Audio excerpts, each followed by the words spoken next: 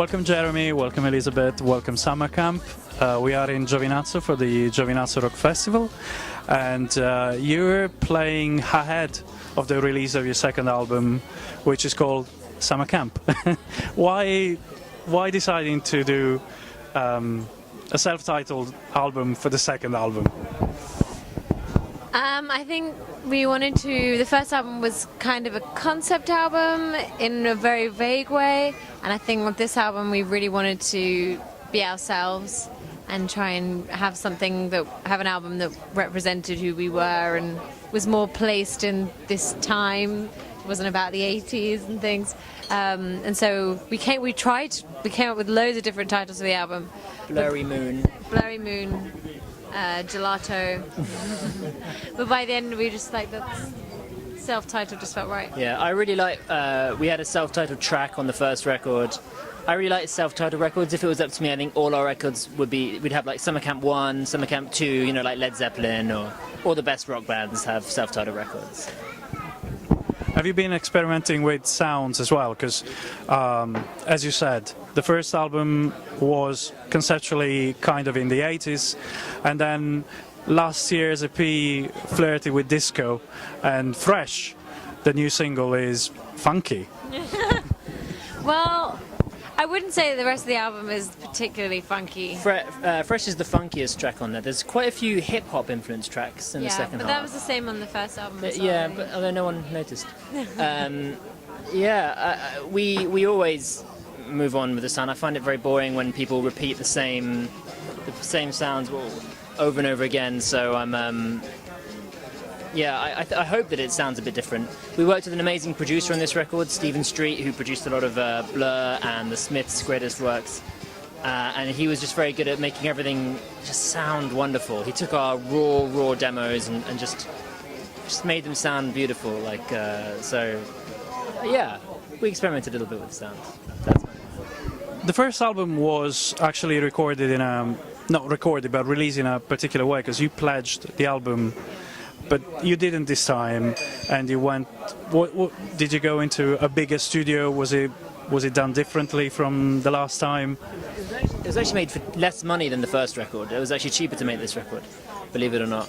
And we had the full backing of a really good label, and so we didn't need to do a pledge thing this time. It wasn't. But we're really glad that we did that for the first record, because it helped us build a really nice relationship with the people who like our music, and it meant we got to release a record, which we wouldn't have otherwise. But it was nice to kind of do it the old-fashioned way. You're playing at a festival, and I've no idea how many festivals have you played in your career right now, but if you had to choose a lineup for your ideal festival, you curate one of the ATP or something like that, who would you have? I'd have Blur, probably first on, and then I'd have my dad and Jeremy's dad. Yeah, they would jam out together. My dad plays sax, Jeremy's dad plays drums, and maybe my mum. My mum always wants to do like backing vocals, so I'd get her. Your sister mum would be furious. Oh yeah, my sister's a really good singer. So she'd probably do lead. But Radiohead, I think we'd have Radiohead. I'm really enjoying James Blake's new record. I'd like to see him do that live. That's a boring answer. I'd have Kanye. But I think we'd have a rule that all of them had to collaborate with us and be friends with us. Frank Ocean as well. Frank Ocean, yeah. What's that record I've been listening to? I just got a new record and I've forgotten what it was. Oh, Magazine from the 80s. I'd get Magazine to come in. Oh, Can. We'd have Can. Okay, yeah. Just jamming out. Just jamming out. They for could be 8 like the bar hour band in the Pizza Hut at ATP. You know, there's a Pizza Hut there. They could just be playing in the Pizza Hut. I'd try and get the Runaways back together. Get Kate Bush to headline one of the nights. Yeah. You know, we could be a backing band for the night. Yeah, I think maybe Kate Bush would headline. There aren't enough women headlining festivals, in my opinion, so I'd want her to headline. So, and then all together playing the last song of the festival, all of the bands. Maybe everybody who came to the festival plays with us. Like that would be. What song would they? Like Kumbaya by I think it'd have to be something. A hymn. Be like Bohemian Rhapsody or something. So there's a lot Yeah, of but everyone stuff in everyone it. takes a line. You know, like in Yeah. Live Aid with Yeah. Do they know it's Christmas Yeah. or whatever. Everyone. So Kate Bush sings and I sing. Maybe Kate Bush sings again. No, she only gets to sing once. She has to do the Mamma Mia, the high bits. You know. It's almost, it sounds really silly now of me to ask you what's next, because you're already planning something. But what's next for you anyway after the release of the album? We're doing a film soundtrack for our friend's film. It's a documentary about teen films. So we've got that for the rest of the year. Probably going to go touring,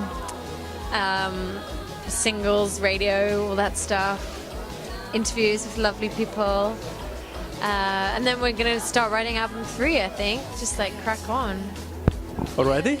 Yeah, I mean, you have to keep writing the whole time. It's really hard, but I mean, come on, the Beatles did 2 albums a year for 5 years. You know, it took us 5 years to make 2 records. That's not good enough. I read somewhere that you wrote like 60 songs for the first album, so maybe. This one we only wrote about 50 songs, so we were more careful. And even then, it wasn't. The first album was 60 songs finished. This was like 50 songs, but really only 30 were actually Maybe like 25. maybe 25, which was nerve-wracking because we like to over-prepare. But we'll see. Good luck. Exams at school, I always had a spare pencil case, just in case. Yeah. Sounds like you're preparing the box set for future re-releases. Good idea. Well, enjoy the show later, and we'll speak to you soon. The interview's over. Thank you very much.